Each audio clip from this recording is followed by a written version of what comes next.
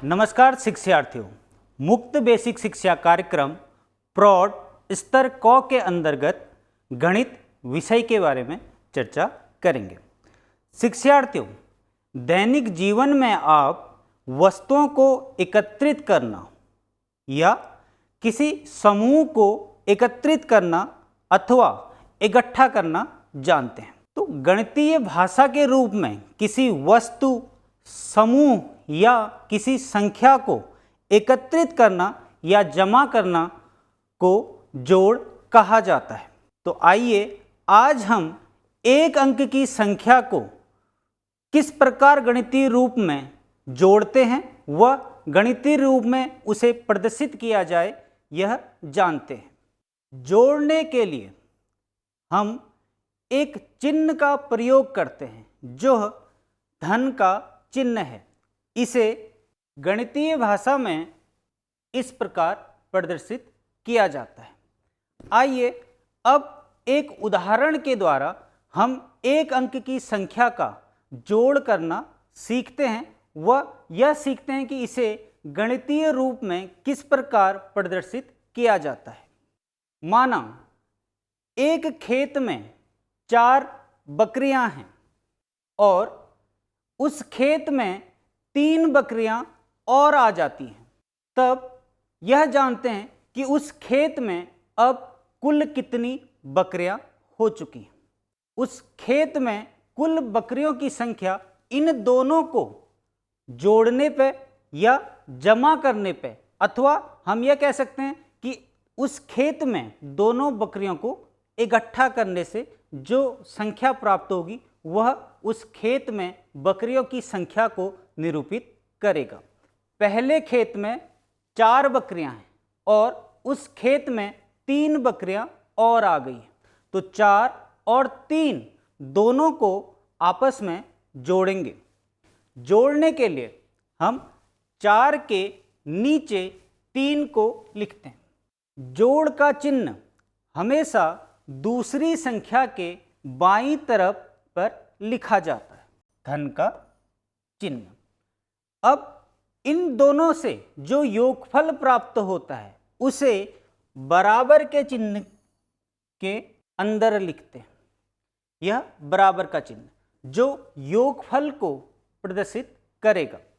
इसे इस प्रकार समझ सकते हैं कि पहले खेत पे 4 बकरियां थी और दूसरे खेत पे 3 बकरियां थी। इन तीनों को हमने इकट्ठा किया, तो अब उस खेत में 4 से ज़्यादा 3 बकरियां, तो 5, 6 और 7, तो जो योगफल आएगा वह 7 होगा।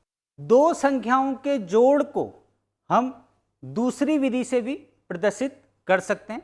इस विधि में पहले हम पहली संख्या को लिखते हैं, उसके बाद धन चिन्ह का प्रयोग किया जाता है। धन चिन्ह के दाहिनी तरफ दूसरी संख्या का मान लिखा जाता है और योगफल को बराबर के चिन्ह के दाहिनी तरफ लिखा जाता है। तो 4 और 3 दोनों को आपस में जोड़ने पर जो संख्या प्राप्त हो रही है वह 7 है। आइए एक दूसरे उदाहरण के द्वारा एक अंक की संख्या का जोड़ करना सीखते हैं। माना एक बच्चा एक दुकानदार के पास जाता है और एक चॉकलेट खरीदता है और उस चॉकलेट की जो कीमत है वह 5 रुपये है। उसके बाद वह बालक दुकानदार से 3 रुपये की टॉफियां खरीदता है। यह जानते हैं कि वह बालक उस दुकानदार को कितने रुपये देगा। आइए इसे गणितीय रूप में व्यक्त करते हैं और पता करते हैं कि वह बालक उस दुकानदार को कितने रुपये देगा। पहले बालक चॉकलेट खरीदता है जिसकी कीमत 5 रुपये, तो पहली जो संख्या है वह 5 रुपये है। उसके बाद बालक टॉफियां खरीदता है जिसकी कीमत 3 रुपये है, तो दूसरी जो संख्या है वह 3 है। इन दोनों को जोड़ने के लिए हम धन चिन्ह का प्रयोग करेंगे और जो योगफल आएगा उसे बराबर के चिन्ह के अंदर लिखते हैं। 5 में 3 जोड़ने पर, जब हम किसी संख्या को जोड़ते हैं तो उस संख्या से उतने कदम आगे की ओर को बढ़ते हैं। तो 5 के बाद 3 कदम आगे की ओर को बढ़ते हुए 6, 7 और 8। इसे दूसरी विधि में इस प्रकार लिखा जा सकता है 5 धन 3 बराबर 8। अतः वह बच्चा दुकानदार को 8 रुपये देगा। आइए अब यह जानते हैं कि जब किसी एक अंक की संख्या पर शून्य को जोड़ा जाता है या जमा किया जाता है तो क्या होता है।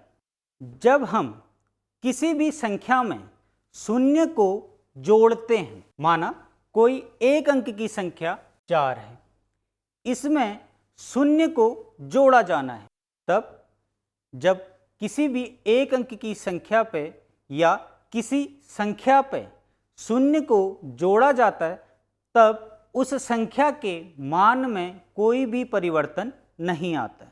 अतः जब भी कोई संख्या, जैसे यहाँ पर को 4 है, इस पर हम शून्य को जोड़ेंगे तो जो योगफल आएगा वह 4 होगा। इसी प्रकार एक दूसरा उदाहरण देखते हैं। यदि पहली संख्या 8 है और इस पे हमने 0 को जोड़ना है, जोड़ने के लिए हम धन चिन्ह का प्रयोग करते हैं और इसे दूसरी संख्या के बाईं ओर पे लिखा जाता है 8 धन 0 बराबर 8। शिक्षार्थियों, आज के इस कार्यक्रम में हमने एक अंक की संख्या को किस प्रकार जोड़ते हैं व उसे गणितीय रूप में किस प्रकार लिखते हैं यह जाना। साथ में यह जाना कि जब किसी संख्या में शून्य को जोड़ा जाता है तब उस संख्या के मान में कोई भी परिवर्तन नहीं होता है। धन्यवाद।